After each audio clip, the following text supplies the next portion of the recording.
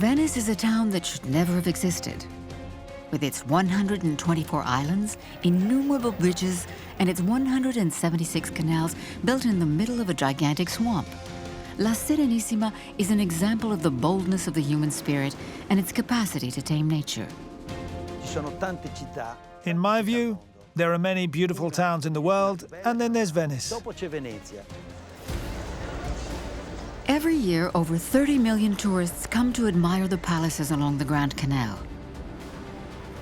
True superstructures of their times, they were built using techniques found nowhere else in the world. And if La Serenissima seems to float upon the water, it's because, in fact, Venice is an upside-down forest, built on 10 million posts driven into the mud. It defies all the laws of architecture. But man has drastically changed the lagoon of Venice. Industrialization, ground subsidence, huge increase in the number of motorboats. The 20th century has put the city of the Doges in jeopardy. This environment that remained unchanged for thousands of years has been destroyed in 30. It's an absolute and total disaster. Because of global warming and the rising water levels, Venice more and more frequently literally has its feet in the water. So much so that many people think that the city of the Doges will eventually disappear. It is Venice's destiny to be submerged, that's for sure. So to save Venice, some incredible ideas have come to light. One especially, the MOSE project, is a totally unique system of barriers designed to block the high tides that threaten to engulf the town. We are creating one of the biggest work sites in the world. Obviously, it's a huge challenge for us. How did men master the lagoon and build on it one of the most extraordinary towns in the world? What are the dangers that threaten the city of the Doges? Will Venice be saved? Or will it end up at the bottom of the sea like the mythical city of Atlantis? This is the amazing adventure of Venice, a unique city, but a city that is disappearing. The story of Venice began more than 1,000 years ago in the middle of a vast stretch of water in the north of Italy on the Adriatic coast.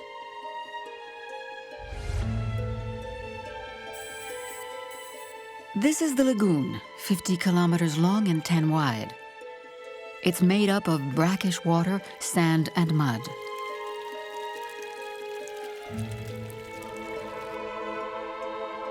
In short, it was a place that was hostile to human presence and of no interest to anyone.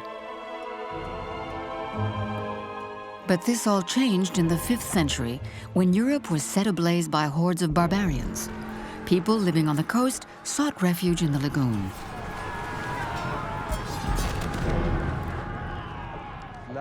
The lagoon provided natural defenses. It was very difficult for enemies to sail their boats and find their way.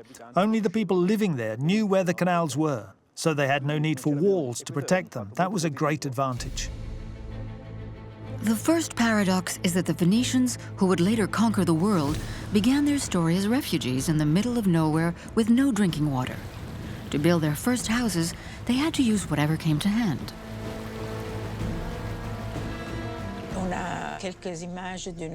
We have a few pictures that help us to form an idea of what the Rialto island might have been like. Rialto was the center of town, with thatched wooden huts. The first buildings on the ancient site of Venice were in the most stable areas of ground. For example, Rialto comes from Rivo Alto, which was a high, solid bank. Dorso d'Oro, the name comes from the fact that it was a more solid piece of land. The early town was built on places like that.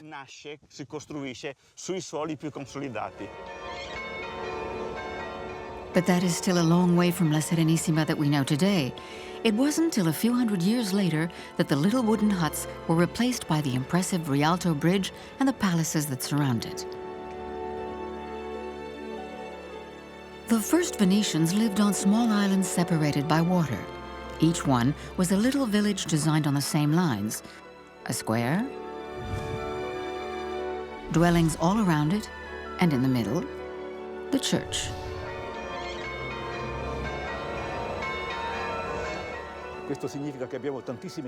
That explains why we have so many churches and small squares. They were the centres of the ancient micro-villages. And through the centuries, these islands were linked by improvised bridges, often built on the slant. But during the 7th century, the Venetians started to be short of space. The solution was to build new artificial areas of land on the water. But building on the bed of the lagoon was anything but easy. The bottom is composed of sediment and mud, and a lot of currents flow through it. In short, ground that was moving all the time. Here, even from a geological viewpoint, we are between sea and land. The factors are discontinuous. On the one hand, the rivers bring us sand from dry land. That forms a certain type of ground. Where there are reeds, the ground is made of peat, which has quite a different density. Venice itself was born on this multitude of geological strata on very varied type and solidity, and that caused problems. Today, when we see a church tower leaning over, we know it's because it's standing on several different strata. So the tower tips sideways.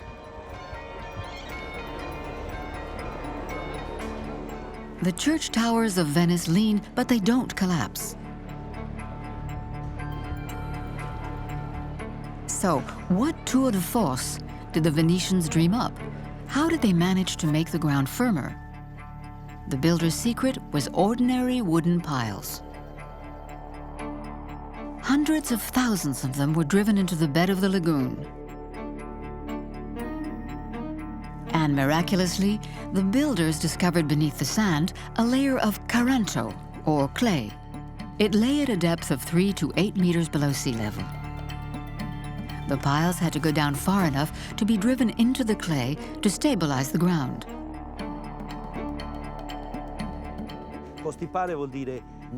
Stabilizing the ground meant marking out the limits of a certain zone with piles.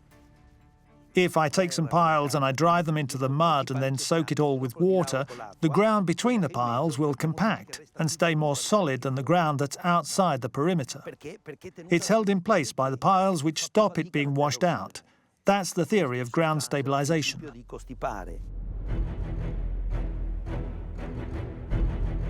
That's how the Venetians created artificial areas on which the town could grow, with sand from the lagoon held in by wooden piles.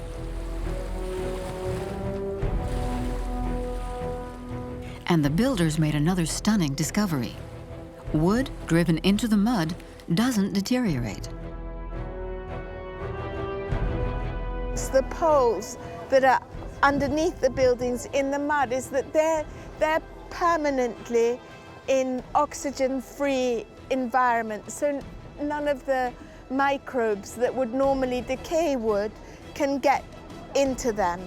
The wood undergoes a process of mineralization. It becomes as hard as stone and can remain intact for centuries.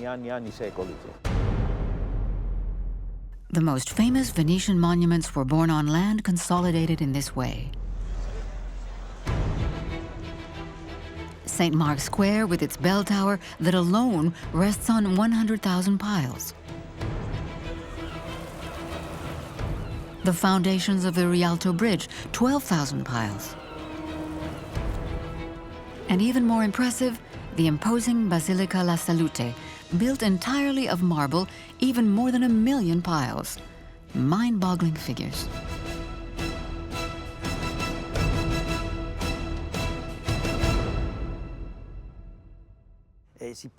Today there are 8 to 10 wooden piles per square metre. The town was created on these piles. You might even say it's an upside-down forest. The piles fulfil the function of roots, and there are an incredible number of them.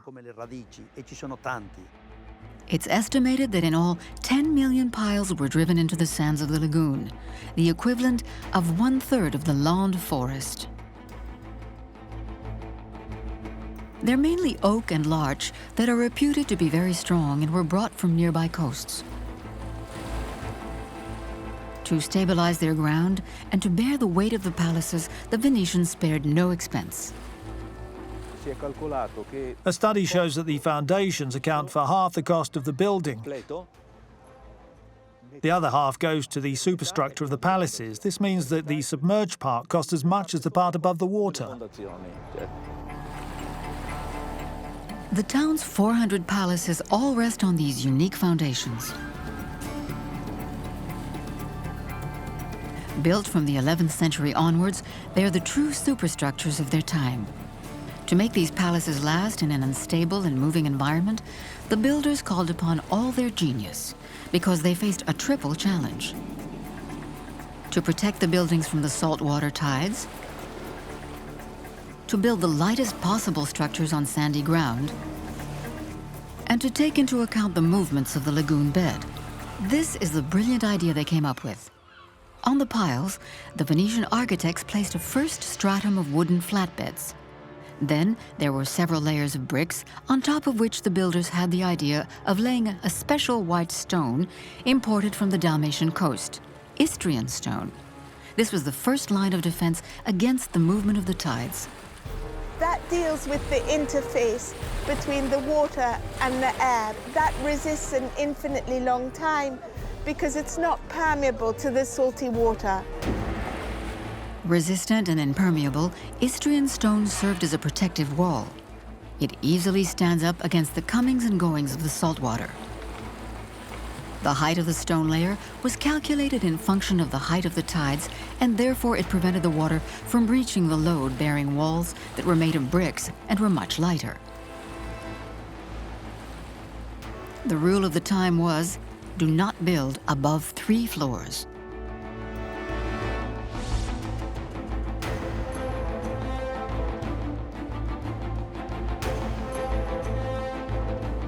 They understood when they were building that they couldn't make it too heavy because they knew that it was all relatively fresh mud in geological terms that still compacts and causes subsidence.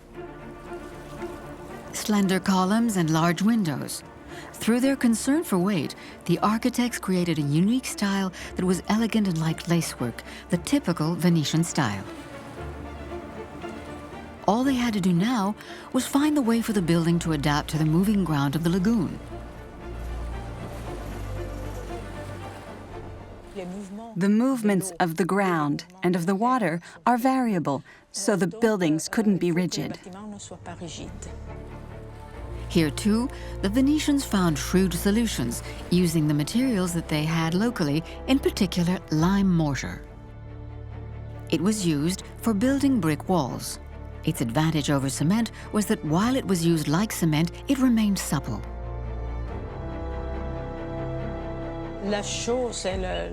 Lime was probably the most important material because it's adaptable. It's not rigid like cement, it can adapt. The aim was always to build, create what they had in mind, but something that could move over time. Second example, the floors between the levels. They were made of wood, a material that is flexible and that can transform. And to ensure the flexibility of the walls and floors, the builders came up with another trick. The beams were rested on the walls, but in such a way that they could move.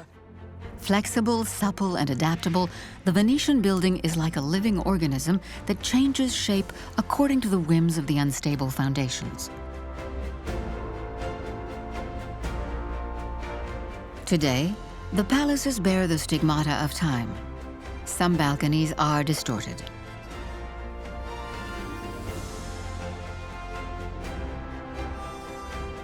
Sometimes fissures appear inside the buildings.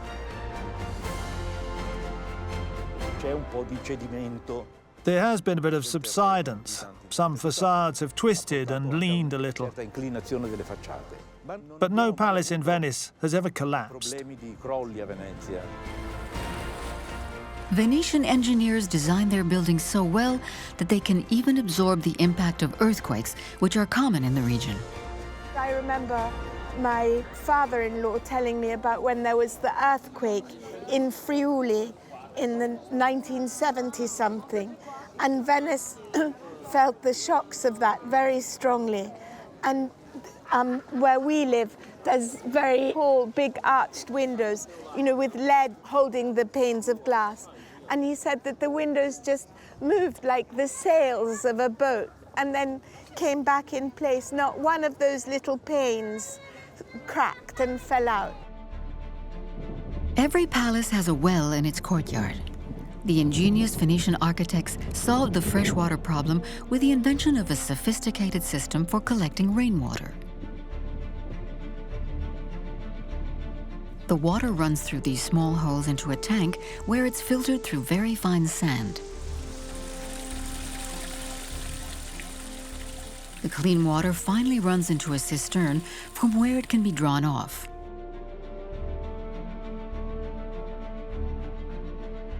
The idea was also to recuperate rainwater from the gutters on the roofs to fill the wells in the squares. It was really a very ingenious system that you don't find anywhere else in the world. And those wells were still functioning in Venice up to the beginning of the 20th century. The wells feature in all the squares in the town. The architects dug 900 in all. At the end of the 15th century, 170,000 people were living in Venice, more than there ever have been since.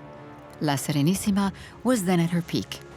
Thanks to her powerful fleet built in the town's arsenal, Venice dominated the Mediterranean.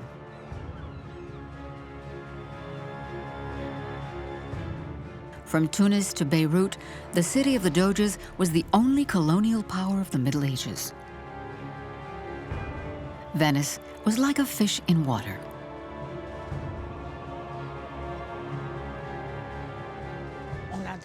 We have documents from chroniclers and ancient historians who say that water must be protected because it's our most precious community property.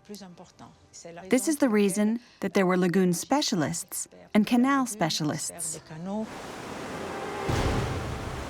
That was the challenge to the Venetian magistrates, to preserve the lagoon and the water surrounding their town.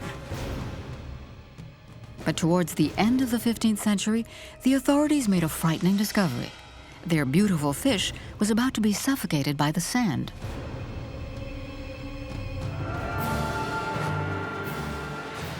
How could this have happened? What massive works would have to be undertaken to combat the silting up? How would the Venetians of the 15th century save Venice? The danger came from the rivers that flowed into the lagoon. It was beginning to get silted up with the sediment that the rivers always carried along.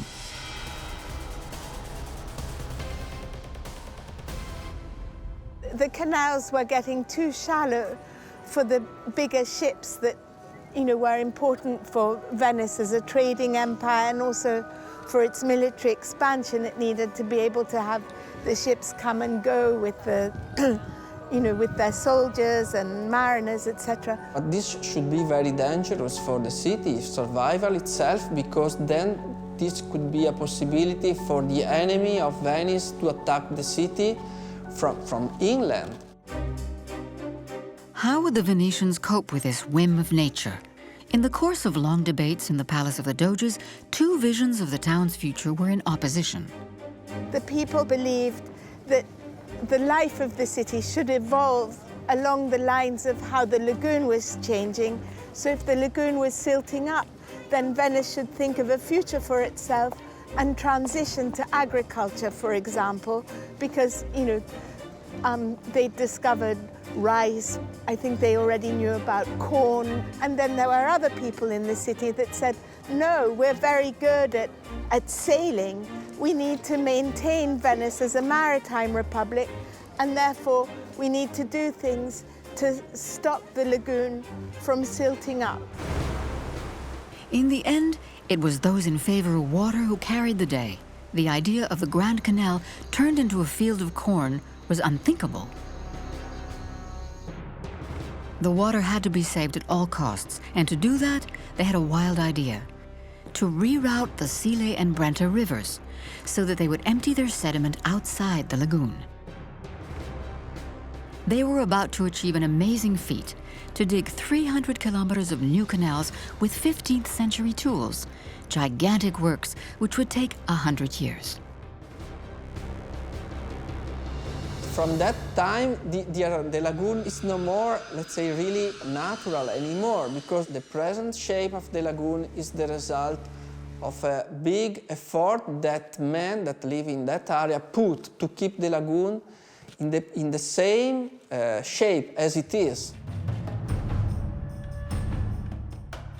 Thanks to these major works, the Venetians managed to preserve the maritime identity of their town. But the water that the Venetians wanted so much to save ended up by turning against them dramatically. Because other, even more serious problems were lying in wait for the city of the Doges. The subsidence of the bed of the lagoon on the one hand and the rise in the water level on the other made a dangerous combination. How were the Venetians going to deal with this new threat? What unheard of technical exploits would they have to accomplish?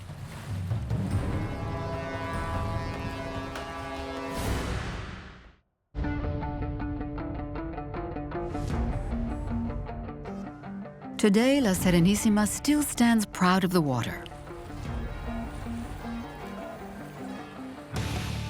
But the lagoon has changed. Cars, trains, and even airplanes were further added to the maritime traffic, which increased tenfold. And there would soon be factories, a refinery, a power station, and a shipyard. With the 20th century, Venice joined the modern world. And it was the lagoon that paid the price.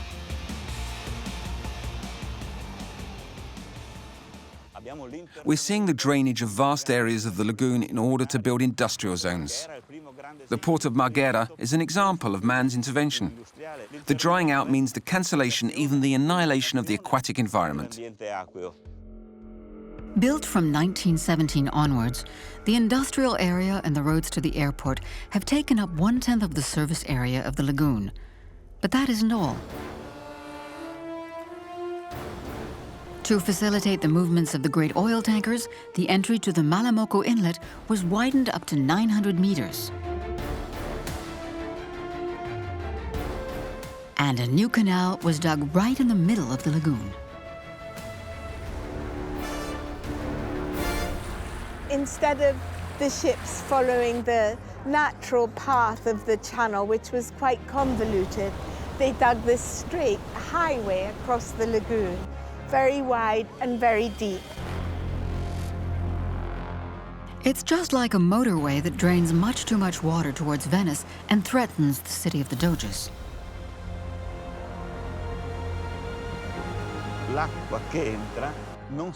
The water no longer spreads out in the same way. The natural canals are disturbed by the tanker's channel that absorbs all the currents.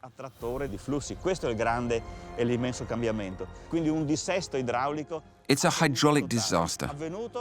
The ancient natural environment has been destroyed in just 30 years.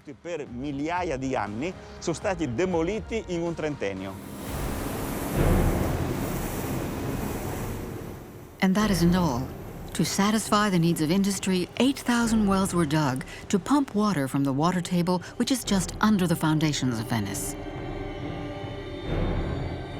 In the 1950s, up to 40,000 cubic meters of water were drawn every day.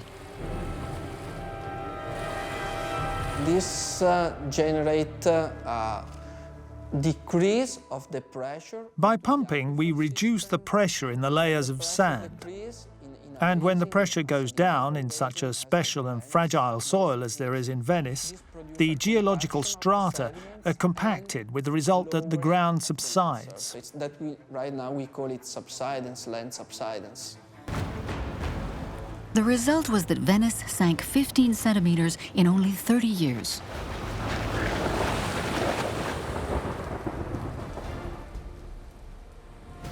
The lagoon, mistreated in this way, would eventually avenge itself on the Venetians, and the town itself paid the price.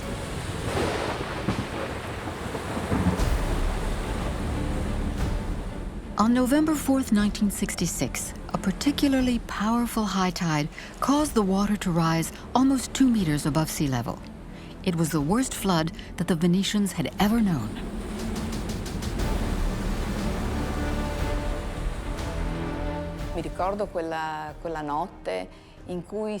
The water started to rise, and when it should have started to go down, after about 2 hours, it didn't. Quite the opposite. It just kept rising. Communications were cut off. We had no radio, telephone, or electricity. We were really frightened that day. 80% of the town was flooded. St. Mark's Square was under 120 centimeters of water for 30 hours. The tanks of fuel oil and diesel overflowed and polluted the town. But in all this misfortune, there was one piece of luck. Not one person was killed. But nearly 5,000 people found themselves homeless that day. The Venetians and the whole world understood that day that if you attack a natural system, the system will fight back.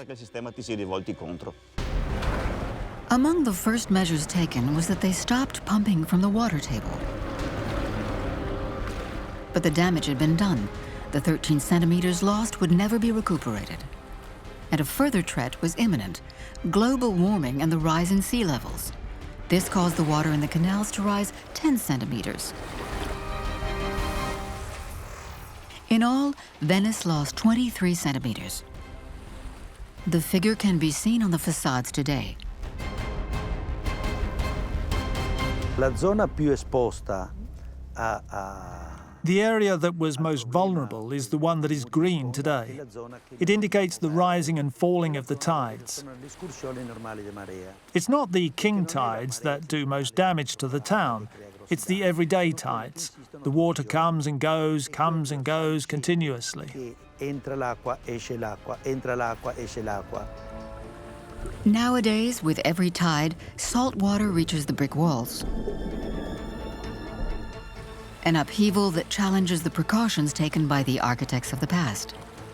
The Istrian stone that formed the impermeable foundations of the palaces is no longer of any use as a protective ring.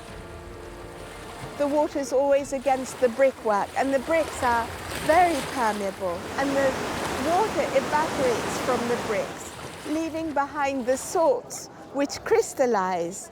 And as salts crystallize, they expand in volume 12 times, and that is a very kind of slow way of, you can say, exploding brickwork. The salt water also attacks the lime mortar. As a result, the bricks fall out and the structure as a whole is weakened.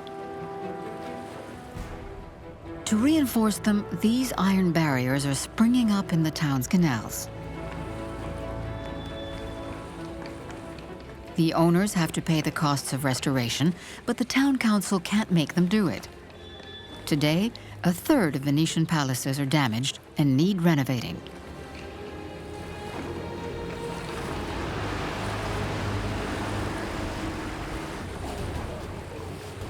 But the daily tides are not solely responsible for the damage. Motorboats are the real problem. Their movements create extra waves, not only on the surface, but also deep down.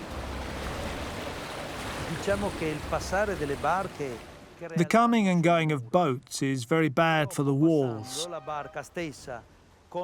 With its propellers, a boat creates extra movement in the water, which erodes the walls. And once the wall is eroded, the waves even attack the ground. As you can see, boats go past every minute. It's their number and their frequency that put a wall at risk.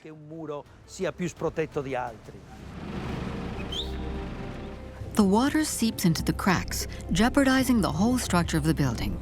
It even gets to the compacted earth between the piles, foundations that were designed over 1,000 years ago.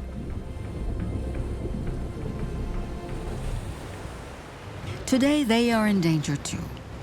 To limit the damage, Venice has imposed a speed limit of 5 kilometers an hour on all the vaporetti using the canals. What's more, huge liners come into the lagoon every day and unload their hordes of tourists.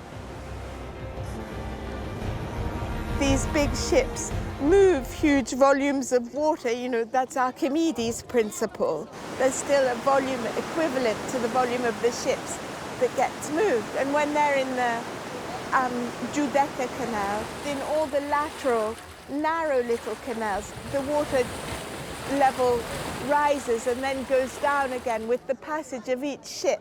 It's like an extra tidal excursion, but not a tide that comes and goes over 6 hours like the regular tide, but something, a wash of water that moves within, you know, over tens of seconds or minutes. And that's very detrimental to the building foundations. Between the subsidence of the ground, the rise in water level, the waves from the motorboats, Venice is threatened from all sides.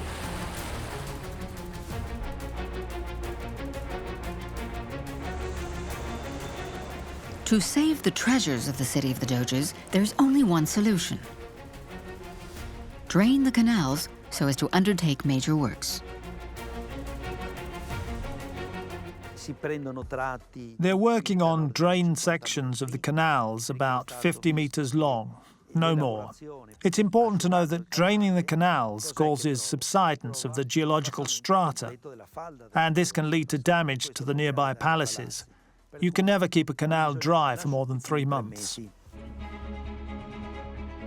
Today, the town is treated with modern methods. Chemicals are injected in the place of lime mortar to consolidate and rebuild the walls. They prevent the water from seeping into the bricks, and it all has to be done by hand.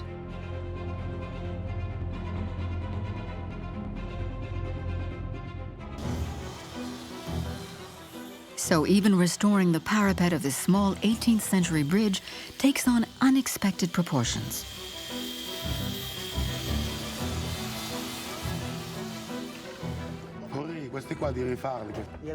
How are you going to do it? I think we'll have to make a cast and create an exact replica that we can give to a specialist.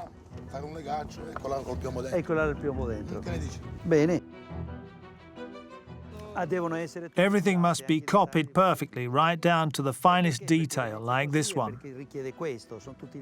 Venice is like that. It's demanding.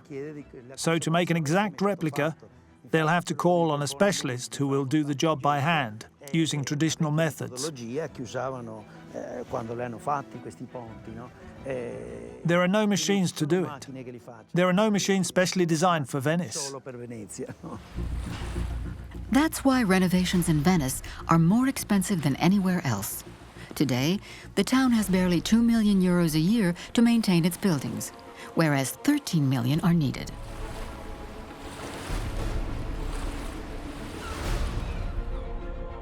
The water that gave Venetians their glory and their wealth has finally turned against them. Today, 1/3 of the ground floors in the town have become uninhabitable. And the floods, the acque alte, are more and more frequent. The last 50 years, I would say, the city has experienced really a big increase of the frequency of this high tide. And so if in the past the frequency is really 1 every 10 years, let's say, more or less, now the frequency increased a lot, up to 4 or 5 times per year. These figures could well turn out to be higher with global warming, which is causing the inexorable rise in sea levels. Venice's destiny is to be submerged. That's not my prediction.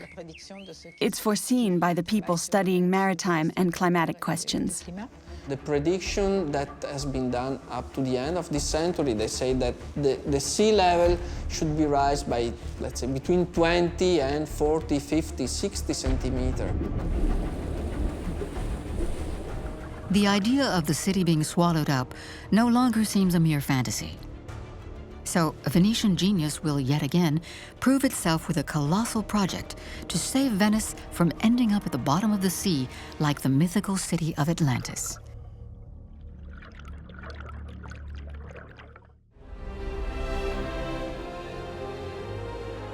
The response of the Italian authorities to prevent Venice being swallowed up is the MOSE project. It's a simple idea. It involves blocking the huge masses of water that come from the sea into the lagoon by the 3 access channels: the Lido Inlet, the Malamocco Inlet, and the Chioggia Inlet. The Italian engineers have dreamed up a system of retractable barriers. In the event of exceptionally high tides, they will be raised to stop the water flowing in. In short, a gigantic plug. This kind of barrier is unique in the world because it answers to question very unique, because Venice is extraordinary, so Venice is unique and has a unique solution. The basis of the system consists of gigantic 25,000-ton chambers as big as 7-story buildings. Using custom-built systems, they have been sunk to the beds of the inlets. These concrete giants form the basis of the mobile doors. The MOSE project was launched in 2003 and is now in the final phase of completion. At the Malocco site, about 20 gates are still waiting to be installed. Alberto is the technical team leader. These are the next gates to be sunk to the bottom. Steel giants that weigh more than 330 tons. They are of titanic proportions, 28 meters long, 20 meters wide, and 4 meters thick on average. But each of these gates is calibrated and adapted to the seabed. Quelle di Malamocco sono più lunghe. The Malamocco gates are larger because the seabed is lower, at 14 meters. At Chioggia, it's only 12 meters down. However, the Malamocco gates are 50 centimeters thinner than those at Chioggia, because the Chioggia gates have to resist a much greater pressure of water. When Alberto gets into one of these gigantic gates, it's as if he were going into the hold of a ship. And yet, this vast space will be filled with water.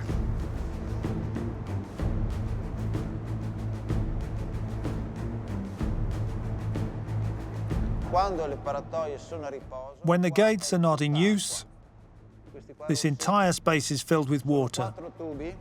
These 4 red tubes carry air from the compressors, from the technical unit, right at the bottom of the gate. That's what gives the first impetus that raises it. The air pressure pumped by these tubes pushes the water, which then escapes through special openings. So the door rises and holds back the tide. If we get a 1 meter 20 tide, the barrier will be filled with 1/3 air. If we need to hold back a 1 meter 60 tide, or even 3 meters, as has been envisaged, the gate may be filled with air up to at least 2/3. Alberto and the engineer's job consists of putting the gates on the tanks. Closely monitored by cameras and a GPS system, the steel giant descends to a depth of over 10 meters as it gradually fills with water. The hinge has to be fitted absolutely perfectly so that it can be permanently fixed. This takes 6 hours of concentration and tension. Every time, it is a real feat. Alberto's men cannot afford to make a mistake. In total, 78 gates will end up on the seabed. This system has been dimensioned considering a high tide over 3 meters. It means 1 meter more than the exceptional event occurred in 1966. And it has been dimensioned considering also the worst scenario of sea level rise. It means 60 centimeters. Once the works are completed, the gates will be monitored 24 hours a day by 50 technicians.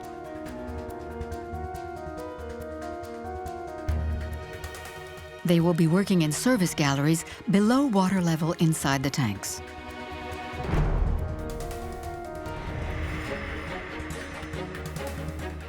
MOSE is a magic solution for some and a burden for others. The project polarizes the Italians because the works have dragged on for almost 15 years. The final implementation date has been put back time and time again, and the works have swallowed up the vast sum of 5.5 billion euros. And this cost could still rise. We don't know if it's going to cost 10 million, 100 million, 1 billion. I mean, we don't even know if they're going to finish it and get it working, but that they don't know either how much they're going to need to spend on keeping it working is very alarming. The MOSE project must be accompanied by something else. In my opinion, it's inconsistent to want to protect the town against king tides if you don't at the same time maintain it. As of today, the survival of Venice rests on the MOSE system and the hope that it will prove to be effective. But the retractable barriers won't be able to solve all the problems. They won't stop either the subsidence of the ground nor the maritime traffic.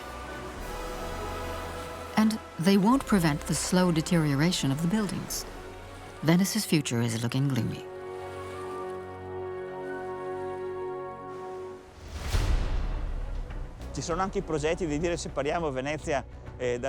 There are even people who are suggesting that we separate Venice from the lagoon. In my view, it's already pretty radical to separate the lagoon from the sea. But let's do it. Let's turn Venice into a museum. Let's put it in a glass bubble, get rid of all the Venetians, and the problem will be solved. But fortunately, the Venetian people's imagination knows no limits when it comes to their town. The latest idea is to reflate the subsoil to raise the level of the town. It's a seemingly crazy project dreamed up by researchers at the prestigious University of Padua. We put 10 wells or 12 wells on a circular shape with a diameter of 10 kilometers, and we inject water into a quite deep aquifer. We select an aquifer system that it is located between 600 and 1,000 meters below the lagoon bottom. Incredible. Using injections of water to raise a third of the lagoon, a groundbreaking idea never before attempted. These 12 wells would pump 50 liters of salt water per second to swell the sandy subsoil of the lagoon. The researchers are envisaging a progressive elevation of 20 to 25 centimeters in 10 years, that is, 2 centimeters a year, resulting in a lowering of the levels in the canals. Unfortunately, this method is not without risk. You cannot do it in a shorter time. We don't want to generate any fracture, and for this reason we have to inject at a safe rate. Swelling the subsoil is perhaps the way for Venice to regain the 23 centimeters lost on the seabed. For the moment, this futuristic project is still in a drawer, waiting for finance for the first full-scale tests. In the future, will Venice have to be surrounded by high-tech megastructures in order to keep its head above water? Is that the price to pay so that the generations of centuries to come will be able to admire it? When will we see the next spectacular project that will bring the miracle solution? One thing is certain: No one wants to see this extraordinary town disappearing under the waves.